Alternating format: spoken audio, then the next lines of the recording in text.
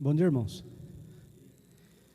Agradecemos a Deus a oportunidade de mais uma vez estudar a palavra dele. Hoje nós vamos estar estudando, irmãos, a lição de número 8, onde vai falar a mensagem enviada às igrejas ali na região, em Filadélfia. Vamos ler Apocalipse.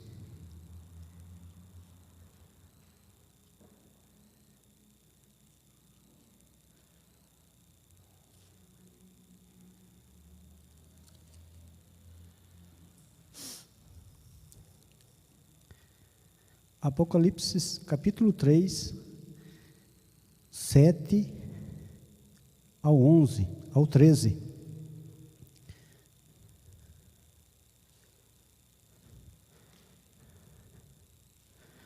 Importante lembrar para os irmãos que estão acompanhando pela internet, tem o link que o pastor enviou, né, pastor? Da lição lá no seu aparelho.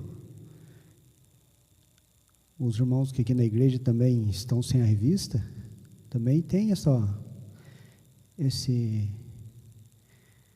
instrumento, de maneira que a gente possa seguir a revista. Se não leu, lê os textos bíblicos na casa, para compreender um pouco mais a lição. Vamos ler, irmãos, a palavra de Deus?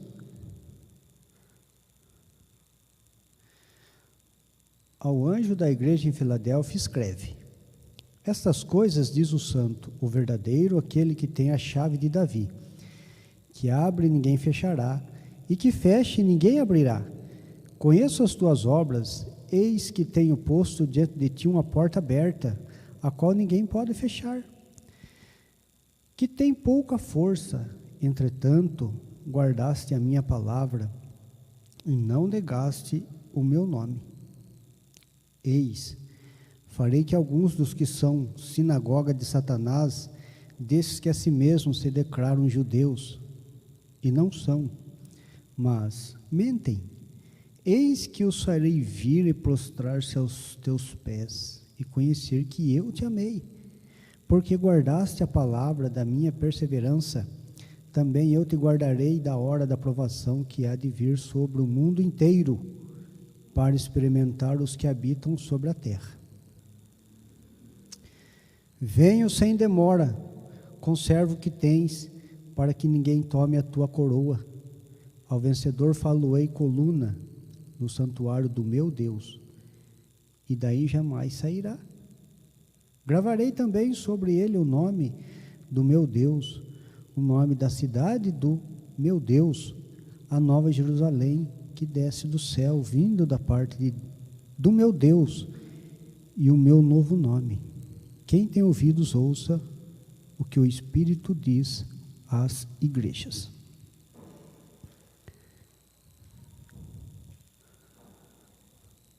Vamos fazer uma oração, irmãos? Deus amado, louvamos pela oportunidade de poder ouvir a Tua palavra. Que o Senhor esteja nos enriquecendo com o Teu conhecimento, como o Senhor já tem nos enriquecido, Pai. Nos dando a sabedoria ao transmitir a Tua palavra, sabedoria ao ouvi-la, na direção do Teu Santo Espírito, edificando e fortalecendo a igreja do Senhor, para que seja uma igreja forte no Senhor cada dia mais. No nome de Jesus. Amém.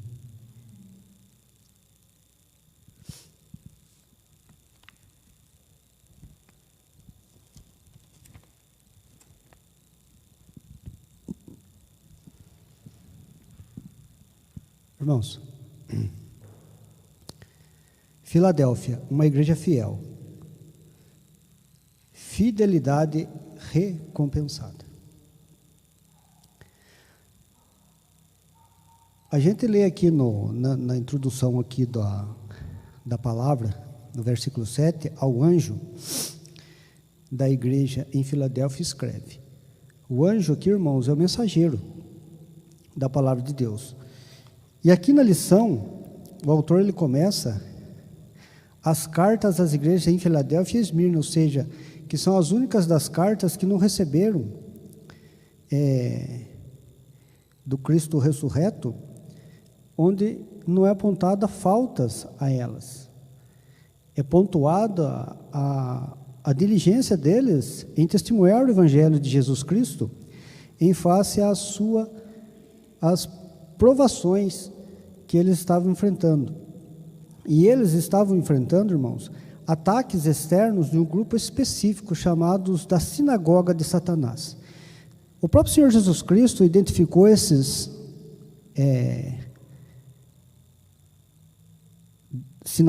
sinagoga de Satanás, já lá dentro dos evangelhos, quando ele fala para uns dos grupos lá dos fariseus, dos saduceus, lá do grupo judeu lá, que faziam parte da igreja, que faziam parte do sinédrio, ele chega e fala para eles: vocês não entram, e tranca a porta para aqueles que querem entrar. Então, irmãos, essas são a sinagoga de Satanás. E lá, aqui provavelmente, irmãos, se você for pegar a história lá, em termos de tempo, quando Jesus Cristo falou tais palavras aos hipócritas lá, no ano provavelmente 32, 31, 33, quando essas cartas, irmãos, por intermédio de João, foram enviadas às igrejas, eu creio que aqui já passou em torno, se eu estiver errado, converse com o pastor depois, ele vai falar para você, corrigir. Passou, creio, uns 50 anos, irmãos. Se você for analisar, olha que João viveu bastante. Se você for analisar, irmãos, o quanto esses falsos obreiros, falsos cristãos, estavam atrapalhando o avanço do Evangelho. Mas mesmo diante dessa situação, essas igrejas, irmãos, se mantiveram fiéis à palavra de Deus. Aqui, irmãos, a cidade de Filadélfia é chamada da Porta do Oriente. Por isso o autor aqui, quando ele envia a mensagem, Deus, o autor das cartas, ao enviar a mensagem, ele sabia da situação, da localização da cidade de Filadélfia. Eles podiam pensar: oxa, nós somos a porta, nós estamos na cidade que é a porta aberta do Oriente, ou seja, onde ia entrar as novidades. E realmente, irmãos, o autor ele dá uma pincelada aqui nesse fato, das novidades ali, que adentravam o Oriente, as portas abertas. Mas tais novidades, irmãos, que entravam por essa porta aberta, eram contrários aos princípios bíblicos. Entenda, fazendo aqui um parênteses, eram contrários aos princípios bíblicos. E em face adentrar essas novidades, que eram advinda por essas portas do Oriente, uma delas, irmãos, é o modo de vida helênico. Esse modo de vida helênico, com certeza, irmãos, é totalmente contrário ao princípio bíblico. Diante dessa situação, irmãos, a igreja, o que ela se fez? Ela se manteve fiel aos ensinos de Jesus. E Jesus Cristo, Ele mesmo falou: eu te recompensarei. Então, por isso se chama fidelidade recompensada. E Jesus Cristo, ao se dirigir a esta igreja, fala: eu sou o primeiro e o último que vive. Estive morto, eis que estou vivo pelos séculos dos séculos e tenho as chaves da morte e do inferno. O próprio Senhor Jesus Cristo afirma possuir a chave de Davi, o qual nós vamos estudar aqui no primeiro tópico, que abre e ninguém fecha, e que fecha e ninguém abre. Ou seja, irmãos, o objetivo da carta é encorajar a igreja, revelando assim o propósito de Deus para o mundo. E o instrumento que Deus usa para cumpri-lo. O propósito de Deus para o mundo e o instrumento que Deus usa para cumpri-lo. Qual o propósito de Deus para o mundo, irmãos? a disseminação do Evangelho por todas as partes do mundo. E qual é o instrumento que Deus usa para levar essa mensagem ao mundo? A igreja. E diante de tal situação, irmãos, a igreja podia se ver, nossa, mas eu sou o instrumento de Deus para levar a mensagem de Deus ao mundo, e estou passando por essas provações grandes, perseguição principalmente, irmãos, desses judeus, sinagoga de Satanás, sendo com os quais deviam ser cooperadores, mas não atrapalham o avanço do Evangelho. E foi um dos maiores, irmãos, inimigos da igreja, os próprios judeus. Então, diante disso, irmãos, o propósito de Deus para o mundo, pregar o Evangelho. Qual o instrumento que Deus usa? A igreja. Olha que palavra bonita que Deus usou através de Paulo, lá aos Efésios, em Efésios 3, 10 e 11, que pela igreja multiforme, a multiforme sabedoria de Deus se torne conhecida, agora dos principados e potestades, dos lugares celestiais, segundo o eterno propósito que estabeleceu em Cristo Jesus, nosso Senhor. Eis o propósito de Deus para a igreja em Filadélfia e para todas as igrejas espalhadas pelo mundo. Irmãos, a igreja lá em Filadélfia, nem sei se ainda existe esta cidade, nem sei se ainda existe essa igreja lá, mas essa igreja, irmãos, a igreja representa esta igreja aqui, representa a igreja de Deus espalhada pelo mundo. E quando Deus enviou esta carta, irmãos, através do seu mensageiro, Ele está enviando essa carta para mim, para você, para nós, para a igreja, para nos encorajar em face às lutas e os desafios que nós temos que passar, irmãos. Se você acha que está muito quieto, muito cômodo, pode esperar, que Deus vai sacudir esse barco. Deus vai levantar ondas para que nós temamos mais Ele e creiamos mais nele, na sua verdade. E diante da situação, irmãos, Jesus Cristo, irmãos, Ele chega aqui, dando uma palavra de encorajador, de coragem para a igreja, falando assim, Jesus governa. Quem governa a igreja, irmãos? Jesus. Jesus é o governante da igreja. E ele se identifica aqui com as 3 designações, a saber, o santo, o verdadeiro, aquele que tem a chave de Davi. Jesus é santo, irmãos. O único que pode chegar e dizer, eu sou santo. Único. Por isso que eu, através do meu governo, santifico a minha igreja, para que a igreja enfrente lutas, desafios, para que ela seja vencedora. E designação que revela como Messias escolhido, que cumpriu a missão dada por Deus. Jesus Cristo, quando Ele veio ao mundo, Ele cumpriu a missão dada por Deus, a qual Deus o designou. O santo de Deus. O próprio demônio, num dado momento, lá no início do ministério de Jesus, lá em Cafarnaum, bradou em alta voz. Lá em Lucas 4, 34, 33 e 34, fala assim, que temos nós contigo, Jesus Nazareno? Vieste perder-nos? Para perder-nos? Bem sei que tu és. Quem tu és? Ou quem és? O santo de Deus. Ele reconheceu. E Jesus, realmente, claro, se você for ler lá, irmãos, o contexto lá, Jesus expeliu aquele demônio. Entendeu? Mas ele reconheceu o santo de Deus. E essa palavra, o santo de Deus, irmãos, já usada no Antigo Testamento, referindo-se como Iavé. Iavé, o santo de Deus. Um episódio bonito, irmão, se você ler, quem leu a revista, viu que lá em Reis 2, 19, 22,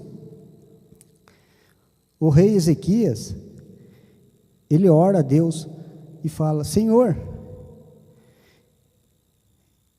esse rei assírio está blasfemando o teu nome.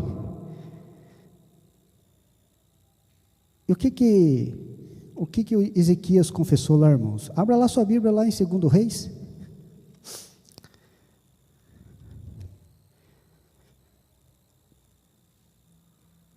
Segundo Reis 19,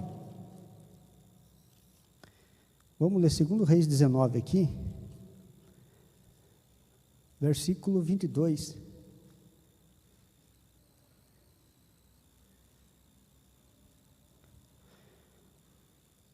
Segundo Reis 19, irmãos.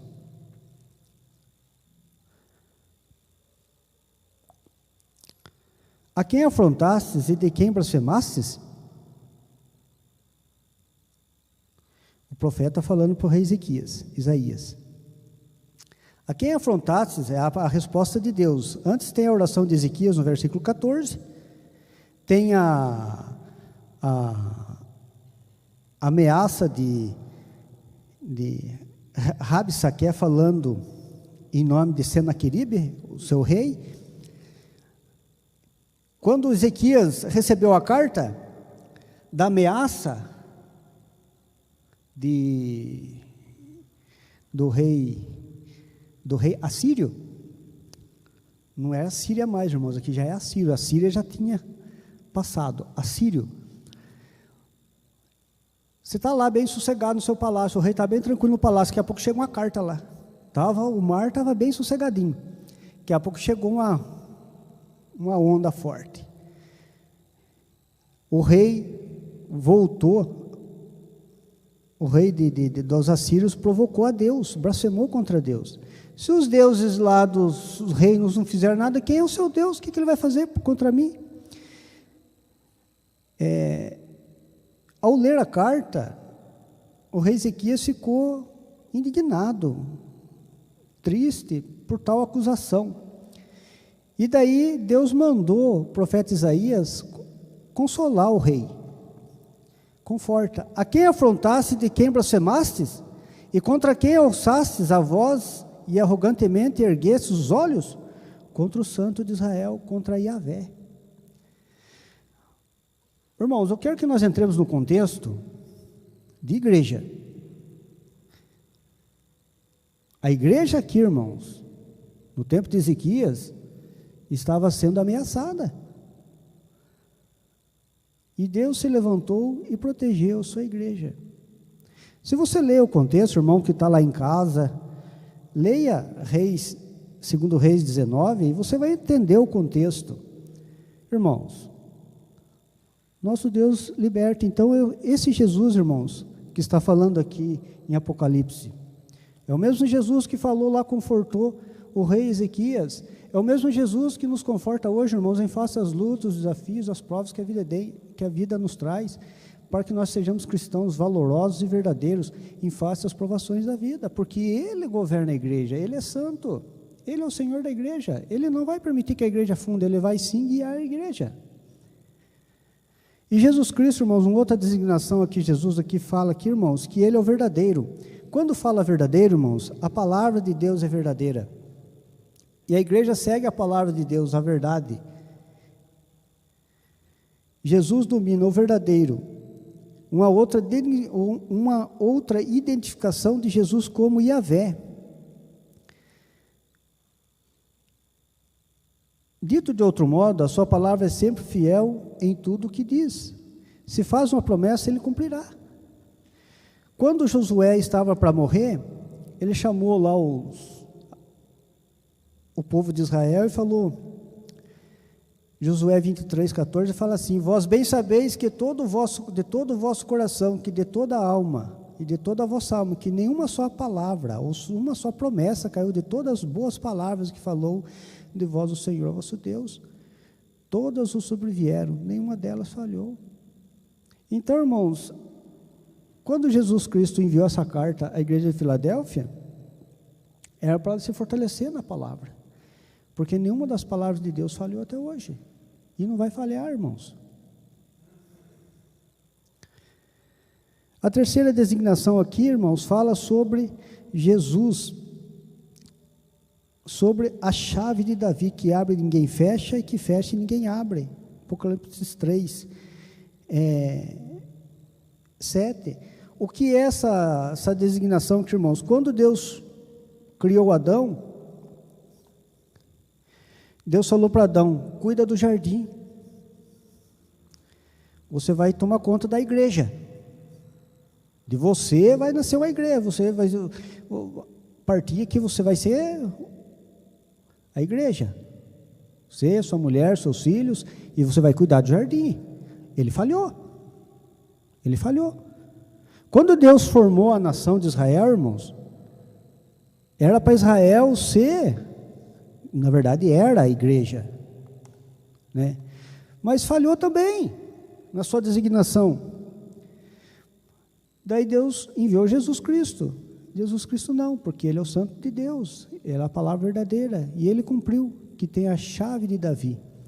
Lá em Isaías, irmãos, 22, tem a mesma designação: porém sobre o seu ombro a chave da casa de Davi. Ele abrirá, ninguém fechará, fechará, ninguém abrirá. Lá naquele contexto, irmãos, a chave de Davi, o que é a chave de Davi? Por que fala que é a chave de Davi? A chave de Davi, irmãos, o servo do rei, ele tinha essa chave. Ele levava, abria a porta para a pessoa entrar em audiência com o rei. Lá em Isaías 22. Esse contexto. E ali, naquele contexto lá de Isaías, o Senhor tomou a chave de um e passou para o outro. Por quê, irmãos? Porque ele também não foi capaz de cumprir o mandato de Deus. Isaías 22, fala aqui, ó. Isaías 22. Porém sobre o seu ombro a chave de Davi. Ele abrirá e ninguém fechará, fechará e ninguém abrirá. Essa promessa, irmãos, foi dada para Eliaquim. E Deus aqui, Ele destituiu um outro servo dele aqui, que está aqui no texto, que agora fugiu da minha mente. E Eliaquim, filho de Uquias, ele tirou da mão dele, desse outro servo, por quê? Esse outro servo, em vez de trazer benefício para a igreja, para a comunidade inteira, através da missão que Deus lhe deu, ele fazia só para si. Ele se enriqueceu. Deus tirou e colocou na mão de Eliaquim, porque Eliaquim foi exaltado, ele pegou a chave. Ele tinha acesso de abrir a porta em audiência com o rei. O que tudo isso quer fechar aqui, irmãos? Isso nos leva, irmãos, a entender o governo de Deus sobre a igreja, irmãos. Isso nos leva a perseverar em meio às diversidades que a vida nos coloca muitas vezes, irmãos. Ser cristãos valorosos. Daí quando fala aqui de uma igreja que está sendo perseguida, a gente pode parar e entender: mas aquela igreja ficava lá, caidinha, chorando. Senhor, nós vivemos aqui na porta do Oriente, na cidade tão próspera, a igreja aqui. Não, irmãos, eles eram pessoas, cristãos autênticos, cristãos que andavam sorrindo, cantavam, louvavam, celebravam a Deus com um intenso fervor. Então, irmãos, em face da situação que nós estamos vivendo, principalmente no país e no mundo, nós não podemos nos prostrar, irmãos, nós temos que nos fortalecer mais. E graças a Deus, Deus tem usado pessoas, pastor e outros demais pastores, demais pregadores, para nos estimular que, se nós estivermos vivos, como Paulo falou: se eu estiver vivo, estou com Cristo; se eu estiver morto, estou com Cristo. Certa vez, uma das pregações, o pastor Hernandes, num debate lá, ele perguntou para o seu companheiro, para o seu amigo pastor: e se morrer, será melhor? O apóstolo Paulo tinha essa visão, irmãos: se Deus me levar hoje, será incomparavelmente melhor. E muitas vezes nós ficamos lá prostradinhos, com medo da morte, não querendo encarar a vida, chorando. Não, eles permaneceram firmes no Senhor. Eu vou seguir aqui, irmãos, senão nós não vamos terminar aqui, ó. Jesus conhece.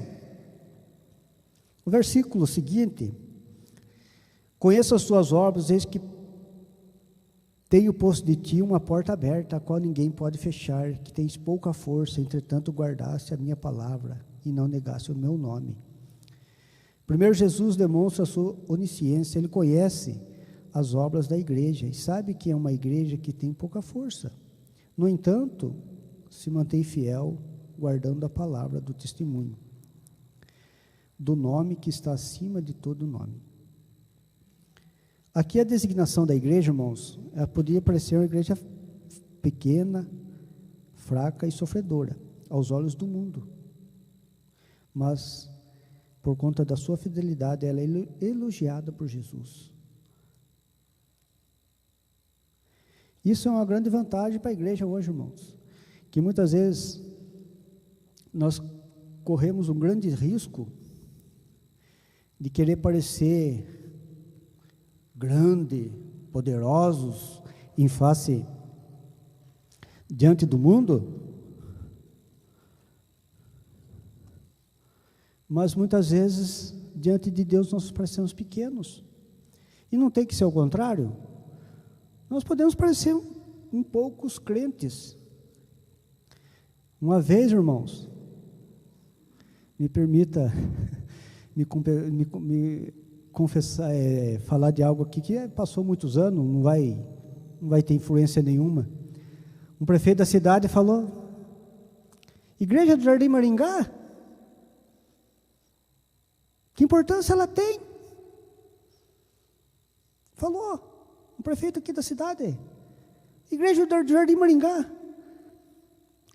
que igreja é essa? Eu estou aqui, irmão, parafraseando as palavras dele. Ele não falou nessas palavras. Mas, irmão, se nós formos ver hoje, esse prefeito está cassado, politicamente derrotado. E graças a Deus a igreja do Jardim Maringá tem trabalhado, tem evangelizado, tem feito a obra dele pela graça de Deus, não pela nossa força. Porque, irmãos, muitas vezes perante aos olhos da autoridade da nossa cidade, a igrejinha é pequena. E a igreja, ela nunca pode querer ser poderosa diante dos homens, irmãos. A igreja pode se parecer fraca, mas ela tem o poder de Deus, e é grande diante de Deus. Esse é o elogio. Quando fala aqui de as suas obras, a igreja tinha diante de si a oportunidade para avançar na missão de pregação do evangelho, na prática das boas obras, as quais Deus de antemão preparou para que os cristãos andassem nelas. Então ela tinha essa prática, irmãos. Ela não se vendeu para ter um status social a mais. E isso nos leva a ver, irmãos, que nós também, como cristãos hoje, irmãos, não é para a igreja de Filadélfia, é para a igreja hoje. Nós não temos que nos vender, irmãos, para termos uma postura social um pouco melhor. Não precisa. Nós temos que descansar e confiar em Deus. Aparentavam fraqueza. Eram vítimas das acusações da sinagoga de Satanás. Falsos judeus, como já falei aqui, são aqueles que não passaram pela porta. Esses judeus, irmãos, e falsos judeus, falsos gentios, ou seja, gentios que se denominavam judeus, cristãos falsos, não passaram pela porta. Se você pegar lá João, Jesus Cristo fala: eu sou a porta, e quem entrar por mim encontrará pastagem. Essas pessoas, irmãos, são pessoas que não entraram pelas portas. E muitas vezes, irmãos, as pessoas que não entram pelas portas da igreja, hoje, elas tornam-se perseguidoras, tornam-se um tropeço, se tornam pessoas que perseguem os cristãos, porque pelas suas obras os conhecereis. A palavra de Deus é clara em dizer: pelas suas obras os conhecereis. Então, em face disso, irmãos, quem não entra pelas portas, irmãos, vai ser um atrapalho na nossa vida mesmo. E tem como identificar o crente do não crente? Claro que as suas obras os confessam. No tempo do próprio Senhor Jesus Cristo, havia a parábola do joio e do trigo. Ele falou: viu, Senhor? Chegou lá para o patrão: vamos arrancar? Não, tem a hora certa de arrancar. No dia da colheita, nós vamos separar o trigo do joio. O trigo vai para o celeiro, vai ser guardado. O joio vai ser queimado. Então, em face dessa situação, irmãos, a igreja não pode temer. Tem sim cada dia mais se manter fiel a Deus. Como só Jesus tem a chave, somente por meio dele é possível entrar no reino. Portanto, a verdade é, judeus e gentios que confessavam Jesus são povo de Deus. Lá em Gálatas 3,7 fala de judeus e gentios, cristãos. A comunidade do Messias será reconhecida pelos da sinagoga de Satanás como sendo o povo proveniente da semente de Abraão. Judeus e gentios cristãos serão reconhecidos como receptáculos das promessas do amor de Jesus. A unidade entre Cristo e a igreja é tamanha que tais mentirosos se prostrarão aos pés do corpo de Cristo, em reconhecimento de que Ele ama seu povo. Só que agora aqui, irmãos, a hora que eles se prostrarem, ele não vai adiantar mais nada. Os falsos judeus, os falsos crentes, entendeu? É a sinagoga de Satanás, não adianta mais se prostrar aos pés de Cristo na hora que Jesus Cristo vier para julgar. Então, irmãos, Jesus conhece a igreja. Jesus conhece a igreja que o serve. E graças a Deus, irmãos, quando ele enviou essas cartas, Deus é soberano, irmãos. Mas é Deus misericordioso. O que ele fez? Ele mandou uma carta primeiro. Mandou a carta lá para o pastor. Pastor, transmita essa carta à igreja. As igrejas que estavam pisando na bola, ele chamou atenção. As igrejas que estavam mantendo fiéis, ele elogiou. Falou, mas não desistam, não parem. Jesus guarda. Porque guardaste a palavra da minha perseverança, também eu te guardarei da hora da provação que há de vir sobre o mundo inteiro, para experimentar os que habitam sobre a terra. Irmãos, esses dias, ouvindo um bate-papo entre o pastor Augusto e o pastor Hernandes Dias Lopes,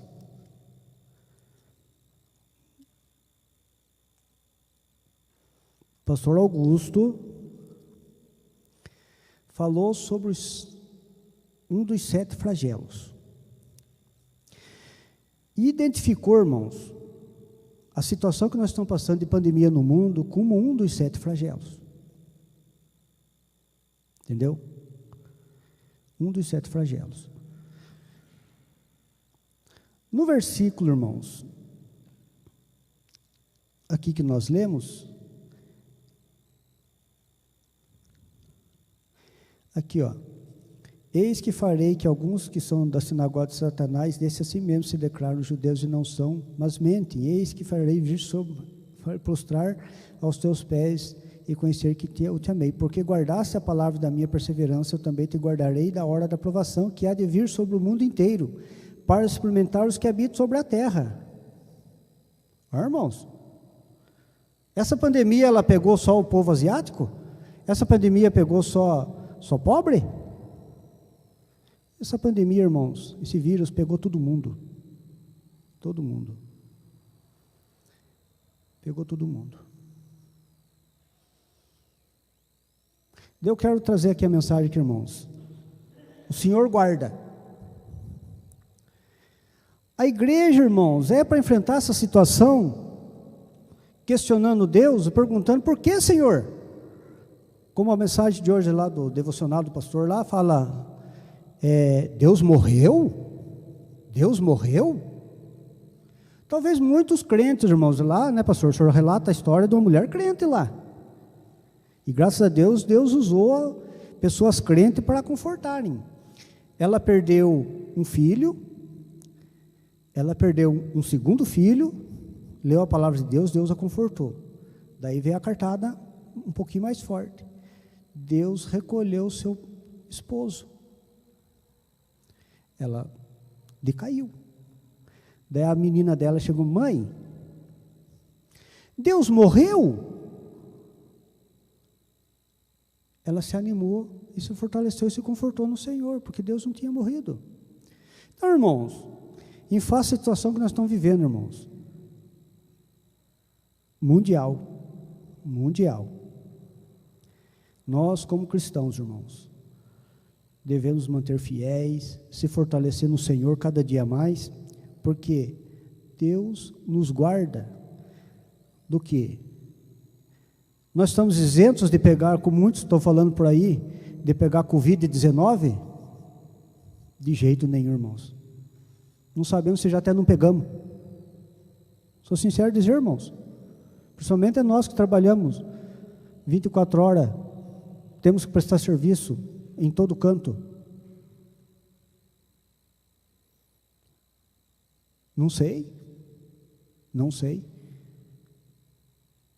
Entendeu? Mas, diante da situação, irmãos, a igreja deve se manter fiel, forte, alegre, impulsionada a viver o Evangelho de Jesus Cristo, não questionar Deus, por que Deus? Deixe essa questionar, irmãos. O crente não deve, em momento algum, questionar. Deixe questionar para quem crê na teoria da evolução. Deixa eles. Misericórdia. Essa semana, irmãos, o mundo teve um baque. Semana passada, um governador falou: a nossa esperança está na vacina. Sim, claro. Essa semana veio um baque. Deu um problema na vacina. Segundo os estudiosos, é normal acontecer isso. Mas devido à ansiedade que eles estão, a crença de que isso vai dar certo, imediatamente as ações do laboratório caíram lá embaixo, despencaram. Por quê, irmãos? A confiança. Onde que está a nossa confiança? Está numa vacina? Não.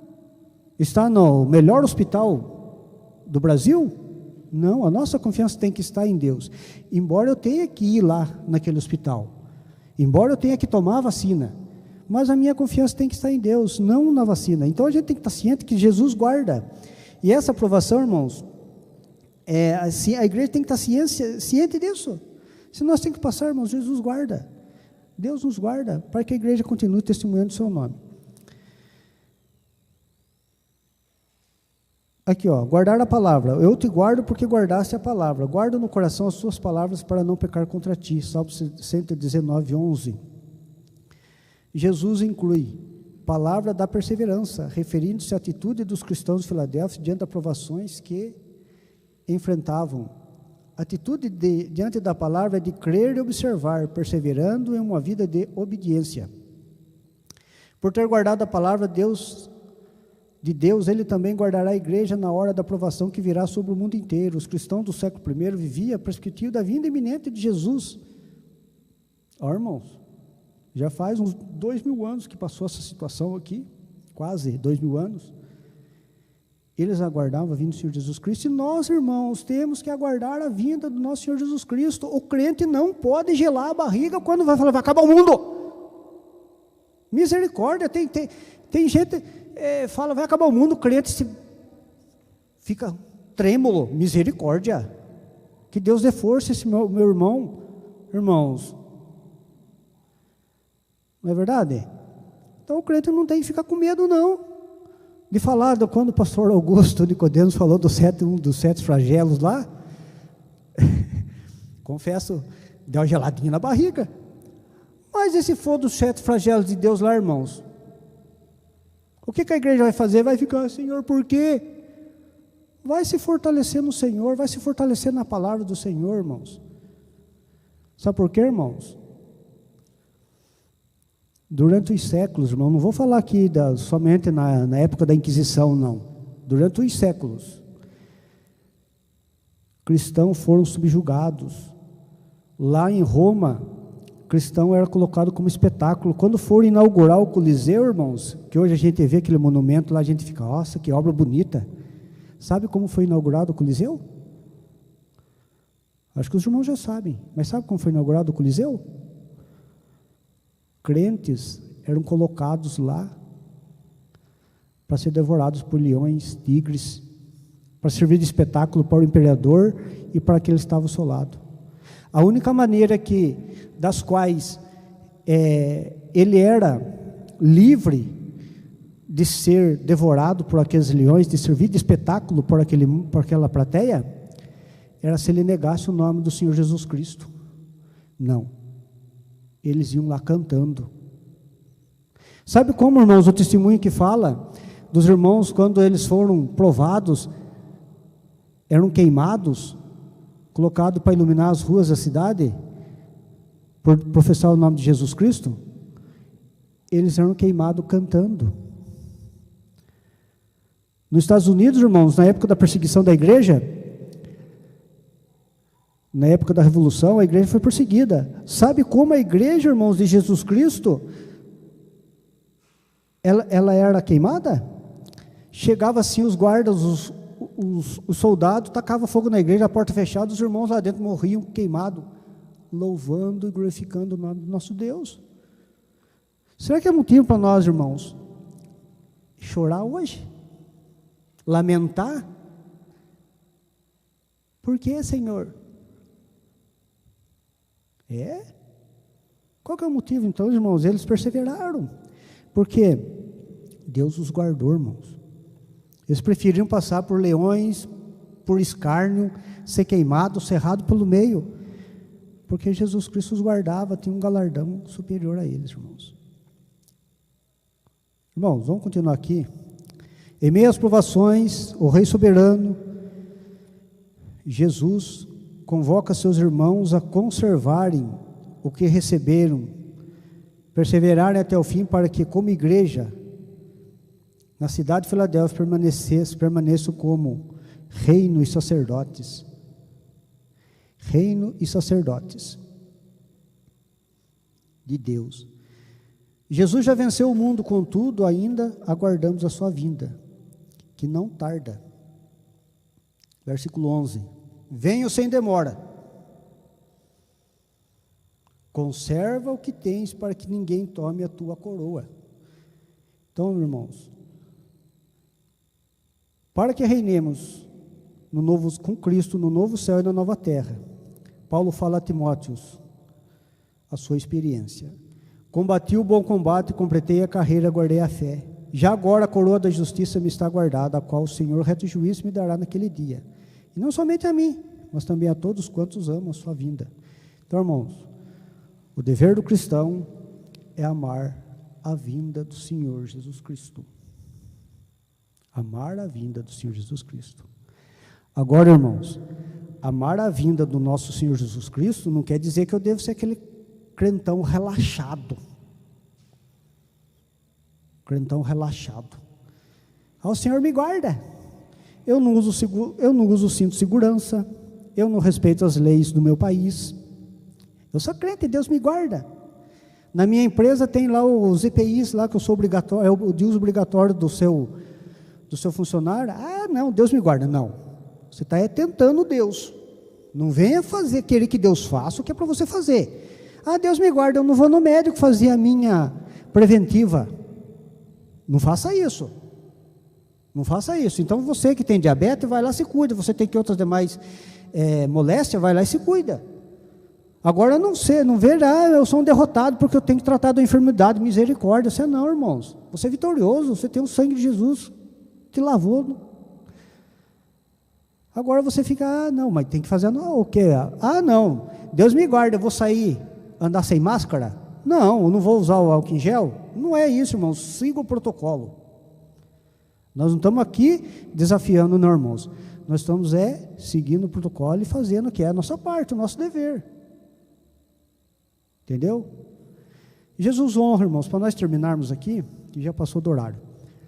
O Senhor Jesus conclui a carta falando: ao vencedor faloei coluna ao santuário do meu Deus, e daí jamais sairá. Gravarei também sobre ele o nome do meu Deus, o nome da cidade do meu Deus, a nova Jerusalém, que desce do céu, vinda da parte de Deus, e meu novo nome. 3:12. A ressurreição de Jesus no terceiro dia foi o dia do início da nova criação de Deus. Ao vencer a morte, Jesus se tornou primícias da nova criação. Ele venceu o maior inimigo, a morte, que mantinha os seres humanos e a criação em estado de escravidão e inutilidade. Romanos 8, 19, 23 fala sobre isso. Por causa da vitória do Messias, temos a promessa da vitória com ele. E essa vitória implica duas coisas. Primeiro, uma nova posição, e segundo, uma nova identidade. Os cristãos serão colunas no santuário de Deus e terão uma nova posição. Segundo o apóstolo Pedro, como pedras que vivem, sois edificados casa espiritual para ser de sacerdócio santo, a fim de oferecer sacrifícios espirituais agradáveis a Deus por intermédio de Jesus Cristo. Essa é a igreja, irmãos. Essa é a igreja. colunas e pedras vivas, formando um reino de sacerdotes, irmãos. A igreja que teve início no dia da ressurreição. A nova vida é cheia de sacrifícios. Apresentar a Deus sacrifícios agradáveis. Nela oferecemos tudo o que temos e somos para a glória de Deus. Coríntios 10, 31. Tudo que for fazer, irmãos, seja para a glória de Deus. Se você vai fazer algo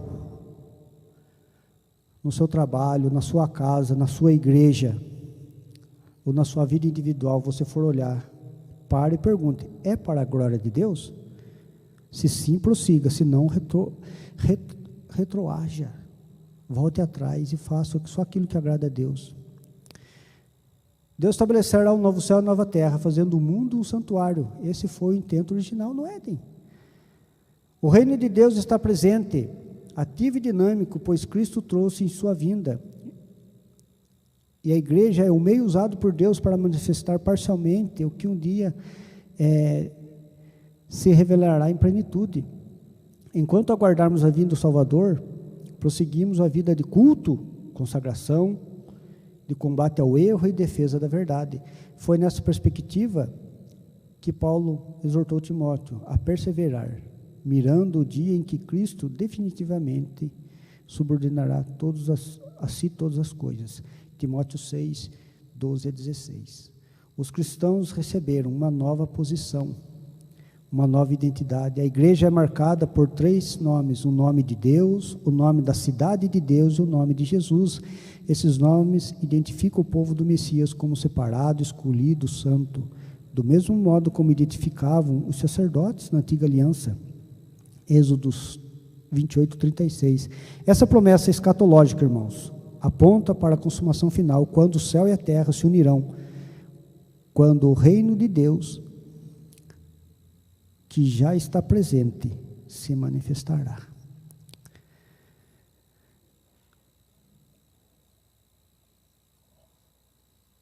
Apocalipse 22, 17, irmãos.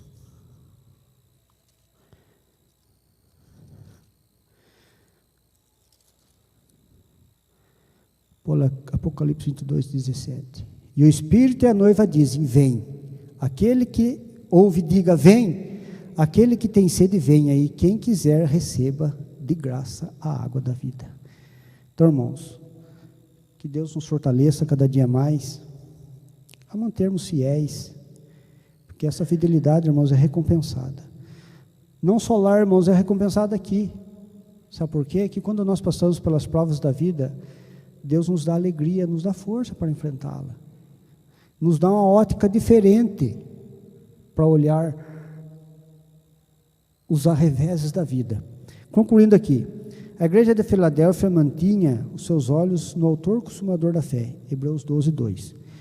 Mesmo tendo pouca força, vivia na prática de boas obras que foram reconhecidas por Jesus. Essa igreja foi elogiada porque personificava a mesma fidelidade das virgens prudentes, da parábola contada por Jesus em Mateus 25, a 13. Esta deve ser a expectativa da noiva do Cordeiro, vigiar e esperar, por vezes contra a esperança, Romanos 14, 18, porque o nosso Senhor Jesus é fiel e Ele tem a chave do reino. Ele governa sobre tudo, conhece a nossa situação, nos guarda na provação e nos honra com as suas dádivas. Quem tem ouvido, ouça o que o Espírito diz às igrejas. Apocalipse 3:13. Seja fiel no pouco, é o que Jesus espera da sua igreja. As oportunidades e possibilidades provêm dele, portanto, não devemos nos preocupar primeiro com a nossa relevância social.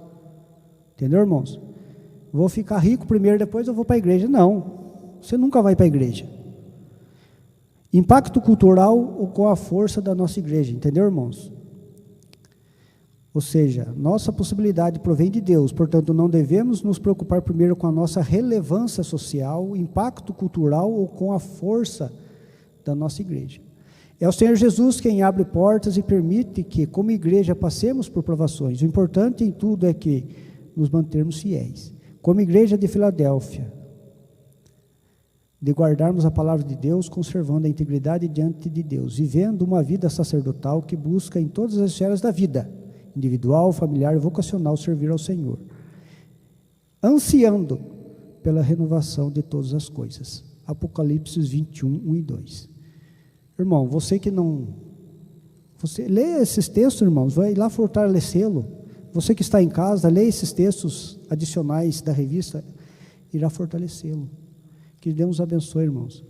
Eu agradeço a oportunidade que Deus nos dá para ensinar, pregar a palavra dele. Que Deus nos encoraje cada dia mais a viver um cristianismo autêntico e verdadeiro, irmãos. Que sejamos identificados pela fé em nosso Senhor Jesus Cristo, aqueles que são vitoriosos. Amém?